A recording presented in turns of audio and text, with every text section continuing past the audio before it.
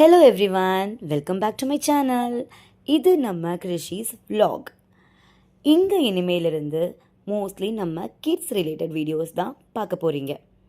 அதுவும் குறிப்பாக கிருஷியோட க்யூட் மூமெண்ட்ஸ் நிறைய ஷேர் பண்ண போகிறேன். பட் இன்றைக்கி நம்ம பார்க்க போகிற டாபிக் ரொம்ப ரொம்ப இம்பார்ட்டண்ட்டானது.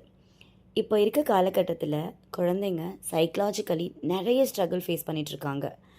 அதை நம்ம டீச்சராகவும் பேரண்ட்டாகவும் எப்படி அண்டர்ஸ்டாண்ட் பண்ணணும், எப்படி ஹேண்டில் பண்ணணும், அதை தான் இந்த வீடியோவில் நம்ம டிஸ்கஸ் பண்ண போகிறோம். Child psychology in the classroom, from a class teacher to all the teachers. So without wasting time, let's get into the video. First நம்ம என்ன பார்க்க போகிறோன்னா, பிஹேவியர் இஸ் கம்யூனிகேஷன். ஒரு குழந்தை கிளாஸில் நாட்டியாக பிஹேவ் பண்ணனா உடனே நம்ம என்ன பண்ணுவோம்? ரொம்ப சேட்டை பண்ணுறான், நாட்டி சைல்டுன்னு சொல்லி அந்த குழந்தைக்கு ஒரு லேபிள் ஃபிக்ஸ் பண்ணிவிடுவோம். ஆனால் ஒரு நிமிஷம் யோசிச்சு பாருங்கள், அவன் அப்படி பிஹேவ் பண்ணுறது அவன் பேட்னு கிடையாது. அவன் சொல்ல வர்றதை நாம் கேட்கலன்னு அர்த்தம். மேபி அவனுக்கு லெசன் புரியாமல் இருக்கலாம், இல்லைனா வீட்டில் ஏதாவது ப்ராப்ளம் இருக்கலாம். ஆனால் அவன் அதை வேர்டில் சொல்ல தெரியாமல் பிஹேவியரில் தான் காட்டுறான்.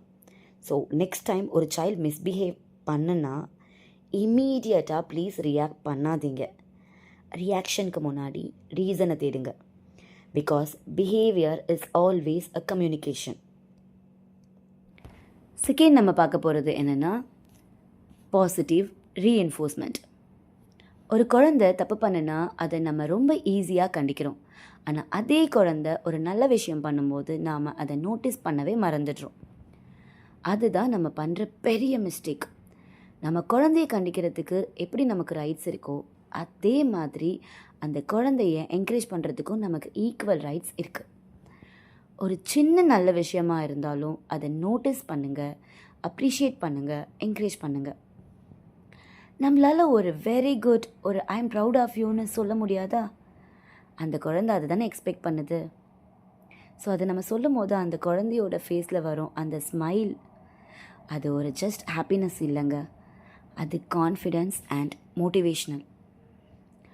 நான் இன்னும் நல்லா பண்ணணும்னு ஃபீல் வர ஆரம்பிக்கும். அந்த ஒரு ஸ்மால் அப்ரிசியேஷன் அவனை நெக்ஸ்ட் லெவலுக்கு கொண்டு போகும். So always try to focus on positive. Next நம்ம பார்க்க போகிறது என்னென்னா, every child is different. Child சைக்காலஜியில் ஒரு இம்பார்ட்டண்ட் ட்ரூத் என்னென்னா, ஒவ்வொரு குழந்தையும் யூனிக். ஒரே கிளாஸ் ரூமாக இருந்தாலும் அவங்க லேர்னிங் ஸ்டைல் ஒரே மாதிரி இருக்காது. ஒரு சைல்டு பார்த்து புரிஞ்சுப்பான், that is called a visual learner. மற்றொரு சைல்டு கேட்டால் தான் புரியும், that is an auditory learner. சில குழந்தைங்க செஞ்சு பார்த்தா தான் கற்றுக்குவாங்க, that is a kinesthetic learner. அதனால் நம்ம எல்லாரையும் ஒரே ஸ்கேலில் மெஷர் பண்ணக்கூடாது. ஒரு சைல்டு ஃபாஸ்ட்டாக கற்றுக்குவான், சில குழந்தைங்க கொஞ்சம் ஸ்லோவாக தான் கற்றுக்குவாங்க. அதனால் அவன் வீக்னு அர்த்தம் கிடையாது, அவன் கொஞ்சம் டிஃப்ரெண்ட்டாக இருக்கான். ஸோ ஆஸ் அ டீச்சர் நம்ம ரொம்ப பொறுமையாக இருக்கணும், அவங்க லேர்னிங் ஸ்டைலை புரிஞ்சுக்கணும், அதுக்கு ஏற்ற மாதிரி டீச் பண்ணணும். அப்போ தான் எல்லா குழந்தையும் ஷைன் ஆகும். ரிமெம்பர், கம்பேரிசன் ஹர்ட் பண்ணும், ஆனால் அண்டர்ஸ்டாண்டிங் தான் ஒரு குழந்தைக்கு க்ரோத் கொடுக்கும். ஃபைனலாக நம்ம பார்க்க போகிறது என்னென்னு பார்த்தீங்கன்னா, சேஃப் என்விரான்மெண்ட். சைல்ட் சைக்காலஜியில் இது ரொம்ப ரொம்ப முக்கியமான ஒரு கான்செப்ட். சேஃப் என்விரான்மெண்ட்னா அது ஜஸ்ட் ஃபிசிக்கல் சேஃப்டி மட்டும் கிடையாதுங்க. அதாவது குழந்தை விழுந்துடாத இடம், சேஃபாக இருக்கிற இடம் மட்டும் இல்லை, அதோடு சேர்த்து எமோஷ்னல் சேஃப்டியும் ஈக்குவலி இம்பார்ட்டண்ட். அதாவது ஒரு குழந்தை பயம் இல்லாமல் மிஸ் திட்டுவாங்கன்னு டென்ஷன் இல்லாமல் தன்னோட ஃபீலிங்ஸையும் டவுட்ஸையும் ஃப்ரீயாக ஷேர் பண்ணுற ஒரு ஸ்பேஸாக இருக்கணும். அந்த மாதிரி என்விரான்மெண்ட் தான் ஒரு ரியல் சேஃப் என்விரான்மெண்ட். ஒரு சைல்டு அந்த மாதிரி சேஃபாக ஃபீல் பண்ணுனா என்ன மாதிரி விஷயம்லாம் நடக்கும் தெரியுமா உங்களுக்கு? அவன் ஃப்ரீயாக எக்ஸ்ப்ளோர் பண்ணுவான், நிறைய புது விஷயங்களை ட்ரை பண்ணுவான், ஸ்லோவாக அவனோட செல்ஃப் கான்ஃபிடென்ஸ் பில்ட் ஆகும். டீச்சர் பேரண்ட்ஸ் கூடனான ஒரு ஸ்ட்ராங் பாண்டிங் க்ரியேட் ஆகும். இதெல்லாம் சேர்த்து அவனோட cognitive skill, emotional development, social skill எல்லாத்தையும் அவன் ஸ்ட்ராங்காக பில்ட் பண்ணுவான்.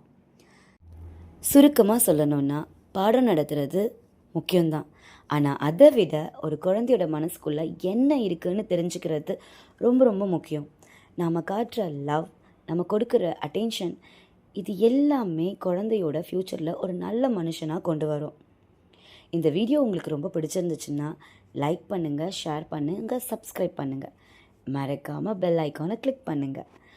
உங்கள் கிளாஸ் ரூமில் நீங்கள் ஃபேஸ் பண்ணுற சேலஞ்சஸ் என்னன்னு கமெண்ட் பண்ணுங்கள். நம்ம அதை பற்றி நெக்ஸ்ட் வீடியோவில் கண்டிப்பாக பேசலாம்.